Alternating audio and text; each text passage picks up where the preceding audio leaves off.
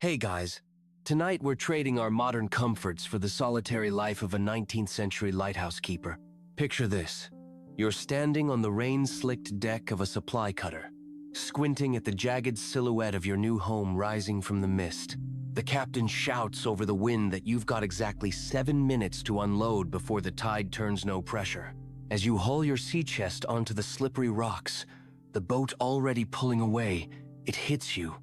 That towering stone cylinder is now your entire world. So, before you get comfortable, take a moment to like the video and subscribe, but only if you genuinely enjoy what I do here. And why not drop a comment with where you're listening from? Whether you're in a Tokyo apartment or a Norwegian fishing village, we're all about to share this cozy isolation together. Now, dim the lights, maybe turn on a fan for that soft background hum, and let's ease into tonight's journey together. The 217 spiral steps to your front door, yes, someone counted, are worn concave by generations of keepers before you. Each step groans underfoot, the sound echoing up the hollow tower like a ghostly countdown. At the top, the door sticks swollen from sea air until you throw your shoulder into it with a crack that would make any modern landlord cringe. Inside smells of damp wool, burning oil, and something suspiciously like old cheese. Your predecessor's final logbook lies open on the desk, last entry dated 3 days ago. Lens cleaned. Wind knee. Mrs. Gull still stealing biscuits. You'll have to ask about Mrs. Gull later. Fun fact.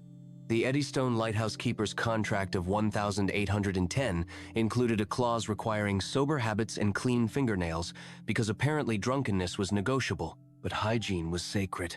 Historians still argue whether this reflected genuine safety concerns or just Victorian fastidiousness.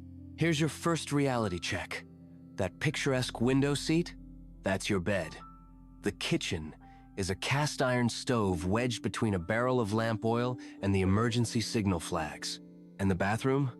Let's just say it involves a bucket, a brisk walk to the cliff edge, and an intimate relationship with the wind direction. But the real surprise comes when you finally light the lamp at dusk. As the prism lenses catch the flame, the tower disappears around you. Suddenly, you're suspended in a constellation of light beams, the glass turning the flicker into a rhythmic pulse that reaches 20 miles out to sea. In this moment, you understand why old keepers called it painting with light. The first light of dawn creeps through the thick glass panes as you begin your morning inspection. Running your fingers along the curved stone walls, you can feel the genius of the lighthouse's design. Each granite block carefully dovetailed into the next without mortar, creating a structure that has withstood Atlantic gales since 1854. The tower tapers slightly as it rises, its elegant curve mathematically calculated to deflect hurricane winds. You press your palm against the cold stone and imagine the generations of keepers who did exactly this same inspection before you. Your boots echo on the cast iron staircase as you ascend, noting how each step is perforated to prevent ice buildup. Halfway up, a narrow doorway leads to the service room where spare wicks and oil are stored in airtight tin containers. Here's something they don't mention in the manuals. The walls are covered in faint pencil marks where keepers tracked their children's growth over the years. One series stops abruptly in 1872, followed by a single word: Boston. The day's first maintenance task brings you to the lens room. The massive Fresnel lens assembly weighs over 3 tons but floats on a bath of mercury so perfectly balanced that a child could rotate it. As you polish the prisms with chamois leather, sunlight fractures into rainbow patterns across the walls. It's easy to see why some keepers reported seeing phantom colors during night watches after hours of this hypnotic work. Historians still argue whether the distinctive black and white paint schemes of lighthouses were purely functional or contained hidden meanings. The 3 red bands on your tower? Officially, they're day marks for navigation, but local fishermen swear they were painted to match a keeper's daughter's petticoat in 1889. Tonight's storm brings the first real test of your new home.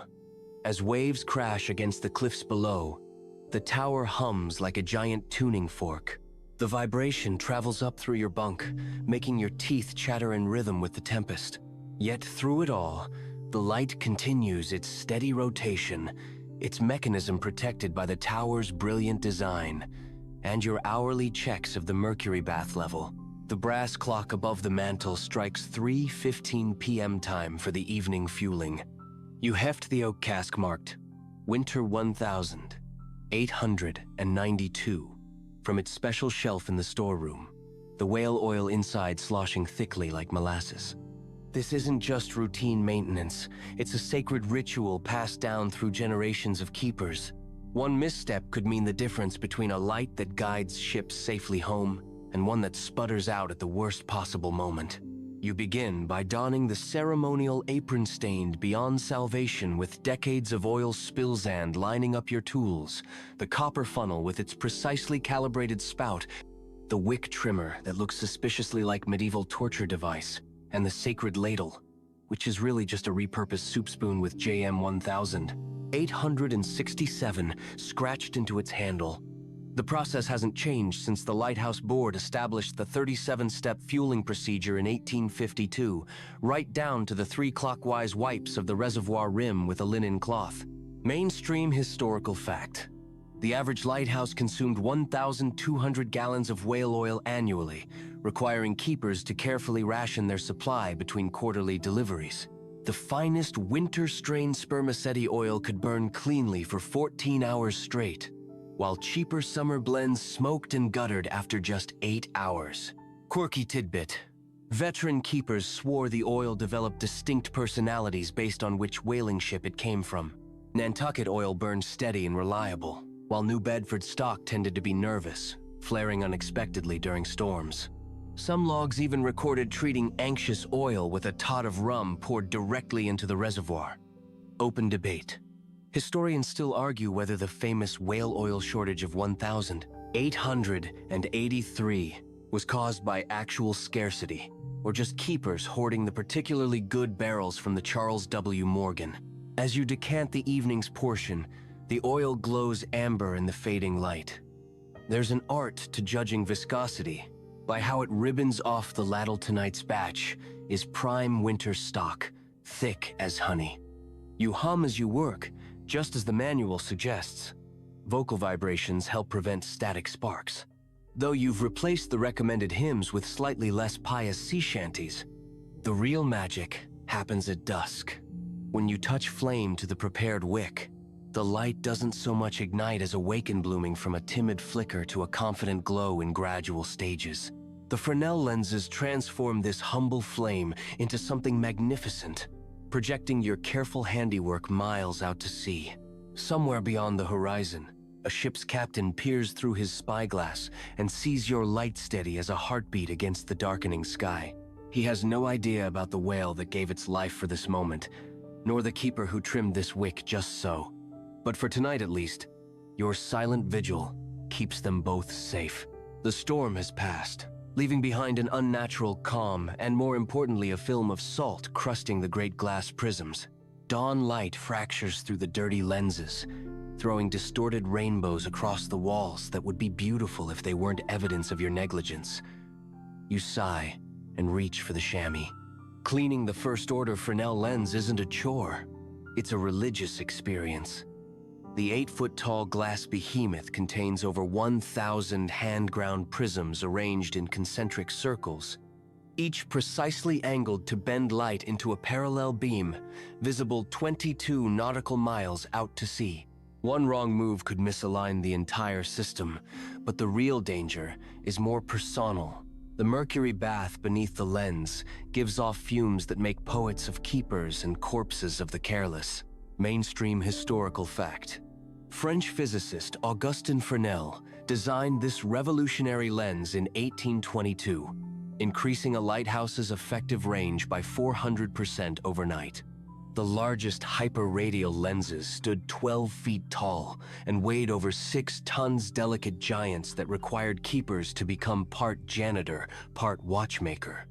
Quirky tidbit: the 1,858 Keepers Manual devoted 14 pages to lens cleaning, but never mentioned the universal keeper practice of humming middle C while polishing a pitch that, when sung into the prisms, revealed hairline cracks by producing a dissonant harmonic.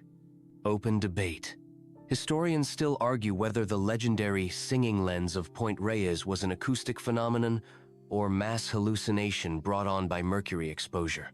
You work methodically, starting with the bullseye panels that form the central drum. The glass feels strangely warm under your fingers, as if storing yesterday's sunlight. Each wipe follows the same ritual. 3 clockwise passes with the chamois, 1 counterclockwise with the brush. Then a final buff with your sleeve, a technique not found in any manual but passed down keeper to keeper since the 1840s. Halfway through, you discover something peculiar, a tiny handprint fossilized in the salt crust near the base. Too small to be an adult's, it matches the height where a child might stand to watch their parent work. You leave it untouched, a ghostly reminder that you're not the first to tend this light. As sunset approaches, you perform the final test, lighting a single candle at the focal point. The prisms transform its humble flame into a dazzling lattice of light that makes the whole tower glow from within. For this moment, you understand why the old keepers called it capturing fire. Outside, the ocean exhales against the cliffs. Somewhere beyond the horizon, a ship's navigator notes your light's characteristic flash pattern in his logbook. The connection is invisible, but unbreakable. Your careful polishing tonight will guide him safely home tomorrow. The barometer has been falling all afternoon, its needle sinking like a stone in molasses. By dusk, the sea wears a bruised purple hue, particular shade old salts call Widowmaker Gray. You cinch your oilskin tighter and prepare for what will surely be a long night. Storm duty begins with securing the tower. You wedge sandbags against the service room door, which still bears tooth marks from the 1,873 tempest that nearly ripped it off its hinges. The lens gets extra bracing straps, though you know full well that if winds reach hurricane force, no amount of preparation will matter. Up in the lantern room, you watch the horizon devour the last sliver of sunset knot with the usual gradual dimming, but like someone snuffed a candle. Mainstream historical fact. The 1,854 Night of 1,000 Wrecks saw 43 ships founder along this coast when multiple lighthouse lamps blew out simultaneously. Afterward, the Lighthouse Board mandated storm-proofing measures including triple-wick lamps and weighted lens rotation mechanisms. Quirky tidbit. Veteran keepers claimed you could predict a storm's severity by observing the lighthouse cat's behavior. If it slept through the gale, all would be well. If it hid in the coal bin, you'd better start writing your will. Your current feline barometer, a one-eared tom named Admiral Fitzroy, is currently kneading biscuits on your logbook, a cautiously optimistic sign. Open debate.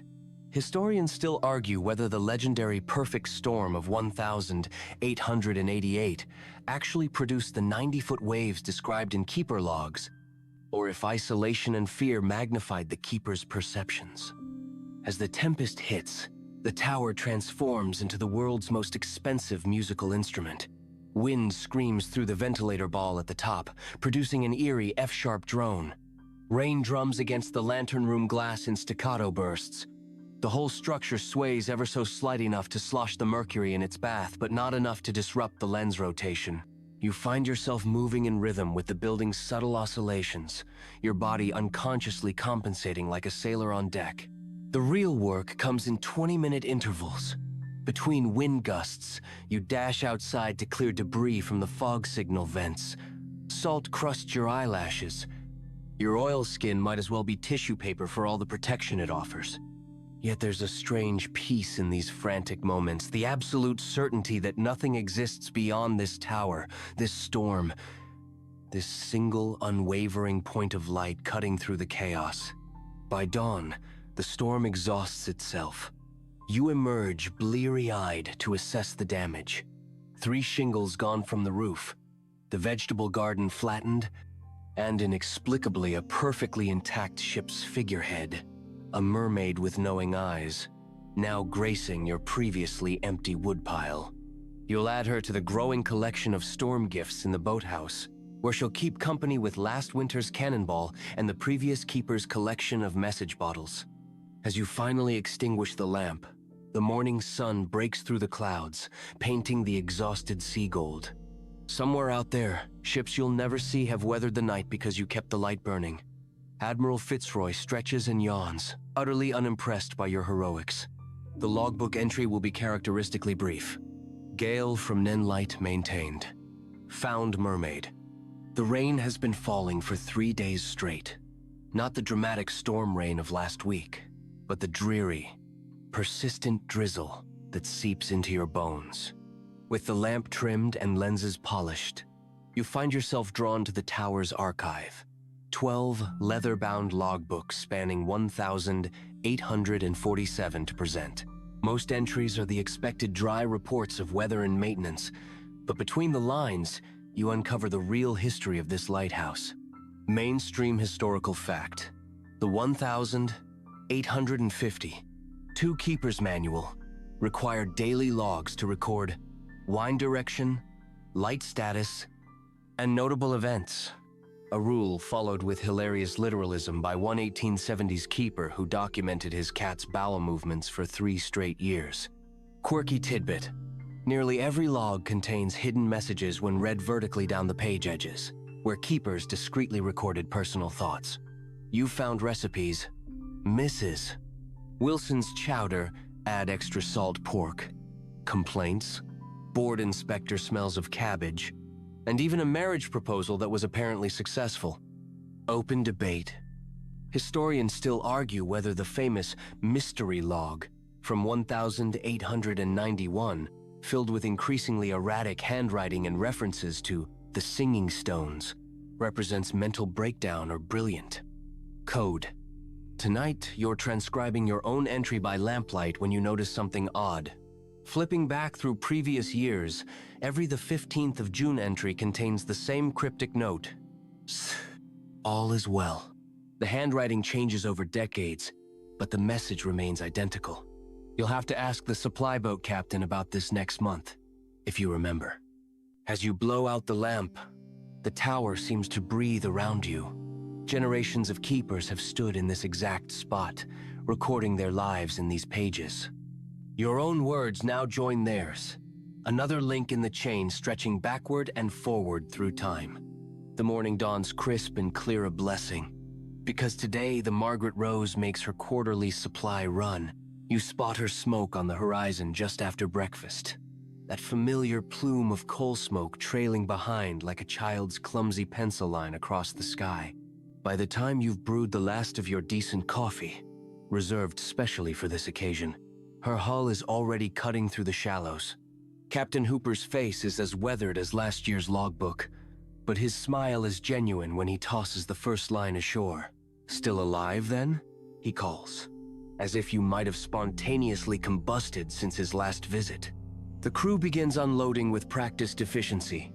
Crates of salted meat, sacks of flour so old they might predate the lighthouse itself, and Glory of Glory, a small wooden box marked TEA in bold letters. You try not to weep openly. Mainstream historical fact. The 1867 Lighthouse Supply Act standardized keeper rations to include 1 pound of coffee or tea per month, 6 pounds of sugar, and 14 pounds of ship's biscuit hardtack. So durable, archaeologists have found specimens still edible after 50 years in storage. Quirky tidbit. Supply ships always brought 2 copies of the newspaper owned for reading, and 1 for necessary purposes. A fact never mentioned in official reports but universally understood. Veteran keepers developed elaborate paper folding techniques to maximize utility while preserving important headlines. Open debate. Historians still argue whether the infamous Great Marmalade shortage of 1,892 was caused by supplier fraud, or if keepers collectively hallucinated the entire incident during a particularly harsh winter. But the real treasure isn't the food, it's the mail. Captain Hooper hands over a bundle wrapped in oilcloth. 3 letters bearing familiar handwriting. A parcel from your sister. The lumpy shape suggests more knitted socks. And most precious, of all 6 months' worth of news, the world has continued turning in your absence. There's talk of war in Europe, some newfangled horseless carriage causing a stir in London, and apparently people are now taking holidays at the seaside for fun. Absurd. The crew stays just long enough to share a pot of that glorious tea and collect your outgoing mail, including the carefully copied the 15th of June log entries. Captain Hooper raises an eyebrow but promises to inquire. Then, with a blast of her whistle, the Margaret Rose departs, taking civilization with her. You watch until her silhouette fades into the horizon. The tower feels different now, not quite as lonely, but somehow smaller. It takes 3 days before you stop unconsciously reaching for the newspaper after supper, and a full week before you finally open your sister's parcel. The socks are predictably hideous. You wear them immediately. The cry comes just after midnight, a hoarse shout, barely audible over the wind. You nearly dismiss it as another trick of the storm until it comes again, closer this time. Grabbing the hurricane lantern, you throw open the tower door to find 3 bedraggled figures clinging to the rocks below. Their lifeboat lies splintered against the cliffs, its planks scattering with each wave like matchsticks. Mainstream historical fact: the 1883 Keeper's Protocol for Castaways required offering dry clothing, hot beverage, and minimal conversation to shipwreck survivors, a rule born equally from compassion and the understanding that exhausted sailors could talk a keeper's ear off for days given the chance. Quirky tidbit: every lighthouse kept a guest ledger where visitors signed their names. The most famous is at Fastnet Rock, containing signatures from 47 nationalities, including a Japanese whaler who drew elaborate whales in the margins. Open debate. Historians still argue whether the 1897 incident at Skellig Michael, where 6 shipwrecked men turned out to be escaped convicts, represented a security lapse or an exceptionally clever prison break. Your unexpected guests proved to be Norwegian timber merchants whose schooner went down in the storm.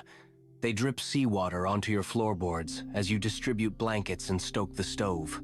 The youngest, a red-haired lad of maybe 16, keeps staring at the lighthouse walls like he's never seen right angles before. Language barriers make conversation spotty, but hot soup needs no translation. As they eat, you notice their captain discreetly pocketing a spoona, common sailor's superstition for ensuring safe passage home. You pretend not to see. By morning, the storm has passed, and with it your guests. They leave behind soggy footprints, a hand-carved whale figurine on the kitchen table, and an odd silence where last night's chatter had been. The logbook entry is brief. 3 Norwegians, soup served, all departed. You find the missing spoon 3 weeks later, tucked into the woodpile like a talisman. You wake with a start, convinced it's Wednesday. The almanac insists it's Friday. Neither feels true anymore. Isolation does strange things to time. Without church bells or market days, the weeks dissolve into one endless rotation of sunrises and lamp trimming. Your beard has grown to Victorian proportions. The calendar you so carefully marked in January now shows great blank patches where entire months evaporated between fuel shipments. Mainstream historical fact: the 1880 One Keeper's Manual devoted an entire chapter to maintaining temporal awareness, recommending daily readings from the Farmer's Almanac and monthly letter writing to anchor the mind in civilization's chronology. Most keepers ignored this and developed their own systems based on seabird migrations or beard length. Quirky tidbit: many lighthouses had time candles, specially marked tapers that burned exactly 24 hours. The one at Portland Head Light famously survived 3 keepers who all swore it burned slower during storms. Open debate. Historians still argue whether the famous lost month of 92 at Minot's Ledge was an actual temporal anomaly or just 3 drunk keepers forgetting to change calendars. You've started measuring time in more meaningful increments. 1 storm equals 3 sleepless nights. 1 whale equals the time between spotting spouts, approx 17 days. 1 teaspoon equals how long a ration tin lasts if you scrape it properly, 28 breakfasts. The pocket watch your grandfather gave you still ticks faithfully, but its hands might as well be pointing at random, for all the meaning they hold now. When the supply boat comes next month, you'll probably ask what year it is. For now, you watch the sunset paint the clouds, peach and violet, same as yesterday, same as tomorrow. The light turns, the waves crash, and time becomes something that happens to other people. You've developed what old keepers call salt eyes, the ability to read approaching weather in the subtlest signs. This morning, the gulls are flying backward, their wings catching an updraft from air masses colliding 20 miles out to sea. The waves lap rather than crash against the rocks, their foam forming intricate lace patterns that dissolve too quickly. These are your newspapers now. Mainstream historical fact. The 1,878 Mariner's Guide listed 32 official weather indicators observed by lighthouse keepers. From mare's tail cloud formations to the specific shade of green in sunset horizons. Modern meteorologists have confirmed 29 as scientifically accurate. Quirky tidbit. Many keepers kept weather stones, ordinary rocks they swore changed weight based on humidity. Yours, the smooth black basalt lump from the North Beach, currently feels suspiciously light in your palm. Open debate. Historians still argue whether the legendary singing fog phenomenon reported at multiple lighthouses was atmospheric acoustics or keepers hallucinating from isolation.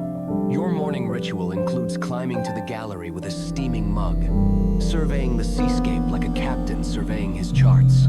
The color of the water tells you more than any barometer ever could. Gunmetal gray with white caps equals afternoon squall. Greenish undertones equals 2 days of drizzle. That peculiar flat blue equals dead calm before disaster. By noon, your predictions prove correct, as the first fat raindrops splatter against the lantern room glass. You smile when the wind shifts northwest, exactly when the gulls predicted. Somewhere in London, men with expensive instruments are just now telegraphing this weather front. You knew it yesterday. As the storm builds, you watch through salt-crusted windows. This is your favorite kind of weather. Violent but predictable. Dangerous yet knowable.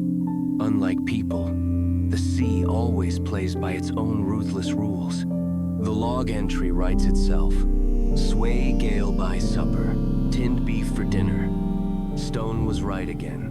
The last onion has sprouted. You stare at the green shoots emerging from its papery skin with equal parts admiration and despair. This was supposed to last until next supply day. Such are the tragedies of lighthouse cooking.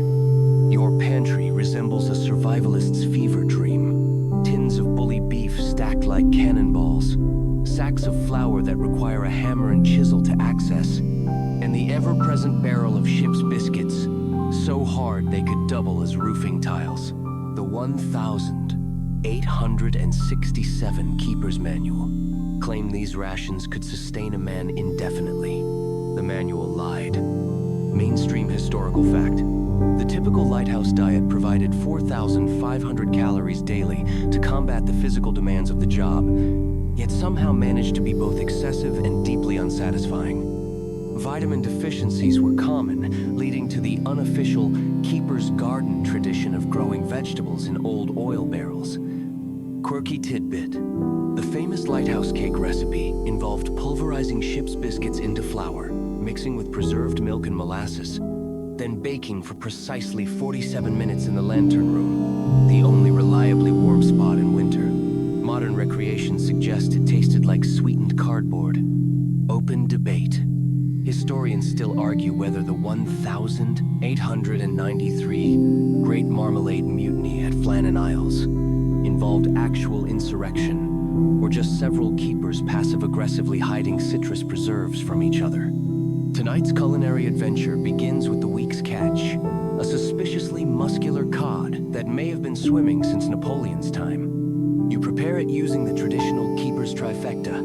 Boil it beyond recognition, fry it in last month's bacon grease, then drown it in the last jar of pickled onions. The result is edible, mostly. As you eat watching the sunset, you idly flip through the logbook's recipes section, generations of keepers scribbling culinary experiments in the margins. one invented a surprisingly effective clam chowder using only lamp oil, seawater, and desperation. Another keeper documented 37 ways to prepare dried peas, each more tragic than the last. You add your own contribution. Cod a la Mercury. Tastes faintly of the sea and poor life choices. Future keepers will understand. The light turns, the waves crash, and your stomach gurgles ominously. At least you won't go hungry, just mildly malnourished and deeply bored by your meals. The sound wakes you at 2:17 a.m. a metallic groan from the lantern room that absolutely should not be happening. You're up the spiral stairs before fully awake, bare feet slapping against cold iron steps. The problem reveals itself immediately. The mercury bath has developed an ominous tilt, causing the lens to rotate with all the grace of a drunken ballerina. Mainstream historical fact. The mercury float system revolutionized lighthouse technology in 1890, reducing rotational friction so effectively that a 3-ton lens could be turned by hand. The 1,500 pounds of liquid metal required careful monitoring vapor inhalation caused at least 12 documented cases of mad keeper syndrome. Quirky tidbit. Veteran keepers swore mercury baths developed moods. Some days the silvery liquid flowed like water. Others it moved sluggishly, as if resentful of its duty. The 1,897 log at Nauset Light contains a full month of mercury personality notes. Uncooperative to possibly storm coming. Open debate. Historians still argue whether the famous singing mercury phenomenon reported by multiple keepers was a genuine acoustic effect or early symptoms of heavy metal poisoning. You work by the dim glow of a safety lantern, its flame turned low to minimize explosion risk. The repair requires equal parts engineering and superstition. First, tightening the brass fittings with your special whalebone-handled wrench, passed down from Keeper Henderson in '82, then whispering the traditional lubrication chant as you pour fresh mercury. Flow smooth, flow true, keep the light turning through. The real test comes at 3:42 a.m. when you restart the mechanism. For 3 agonizing minutes, the lens stutters, then catches its rhythm. The beam sweeps across the ocean as steadily as a heartbeat. You sag against the railing, suddenly aware of the mercury droplets glittering on your hands like liquid stars. Dawn finds you scrubbing the lantern room floor with the special sulfur powder reserved for mercury spills. Your head pounds and your palms tingle strangely, but the light turns perfectly. The log entry will say nothing of midnight emergencies only. Routine maintenance performed. Light operational.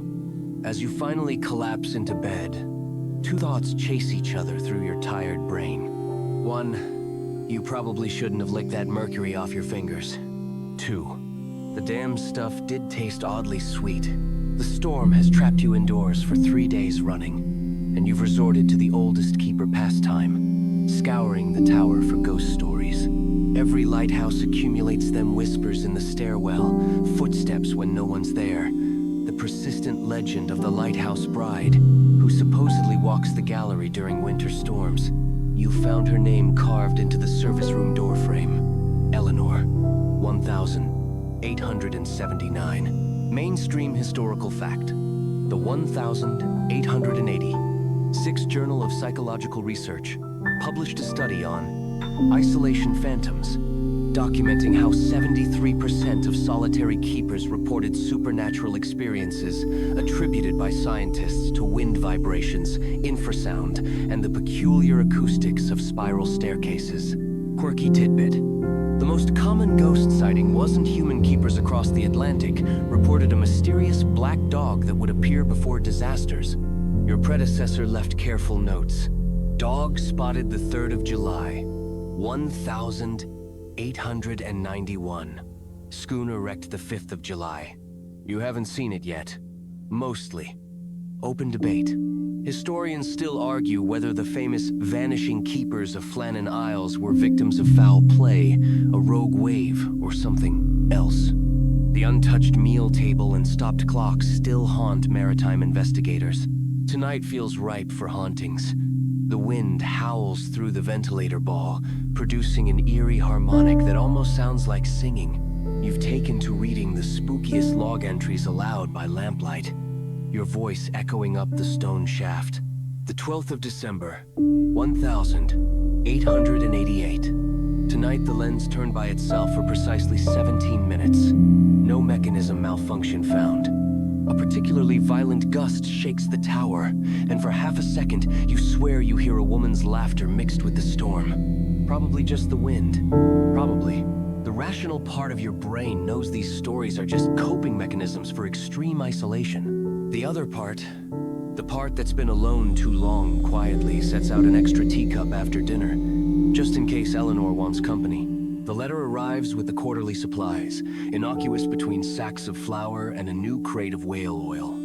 Official Lighthouse Board stationery. You slice it open with your fish-gutting knife, already knowing what it will say.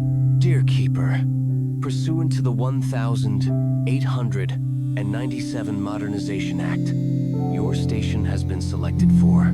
The words blur.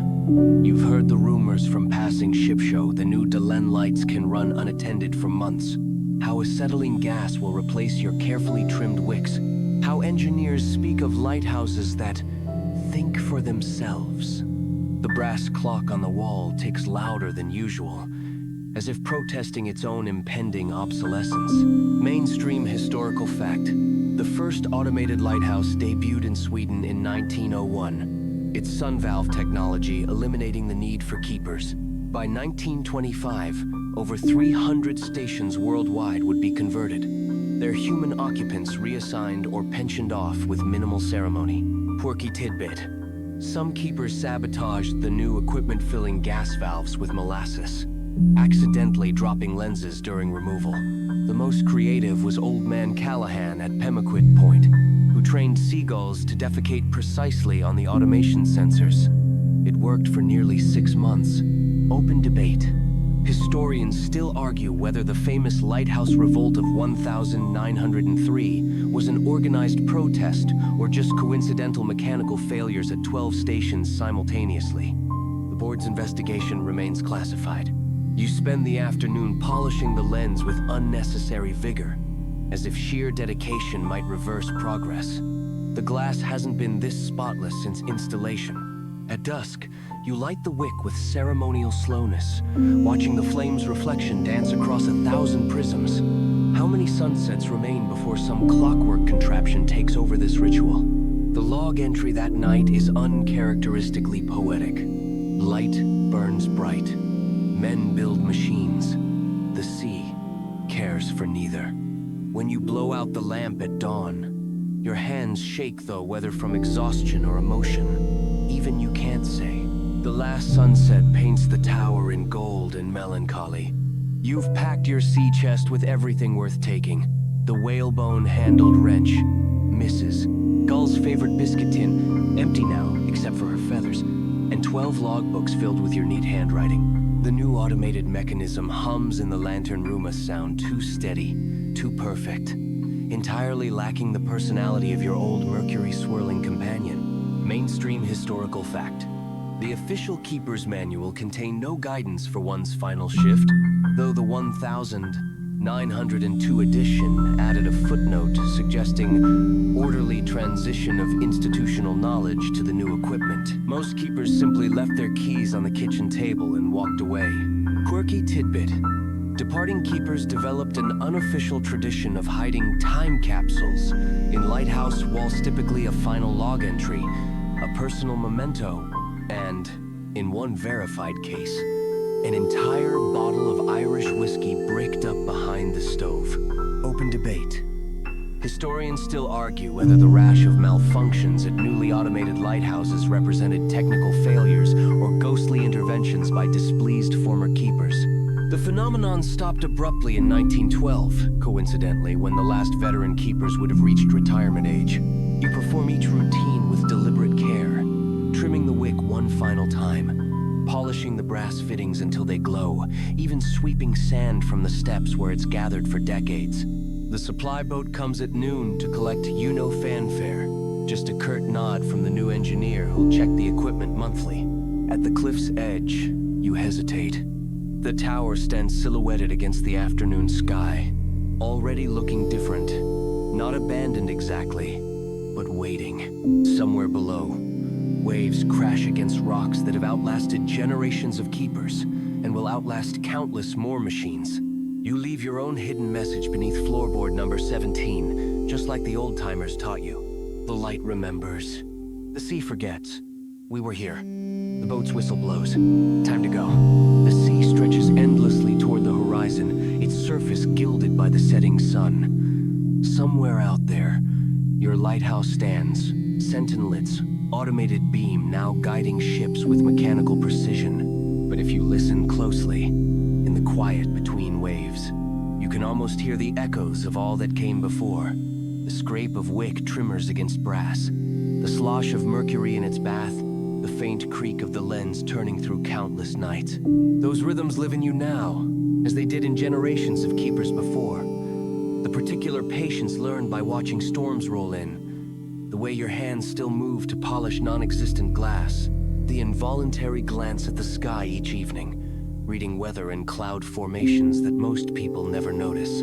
Perhaps that's the real secret they never put in the manuals, that the light keeps you as much as you kept it. That long after you've returned to crowded streets and ticking clocks, some part of you will remain in that spiral stairwell, listening to the sea's endless whisper. So let your breathing slow now, matching the rhythm of gentle waves against a distant shore. The light still burns, the tower still stands, and tonight, just for this moment, you're back in the lantern room watching the beam cut through darkness, steady as a heartbeat, faithful as the tide. Sleep well, Keeper. The watch continues.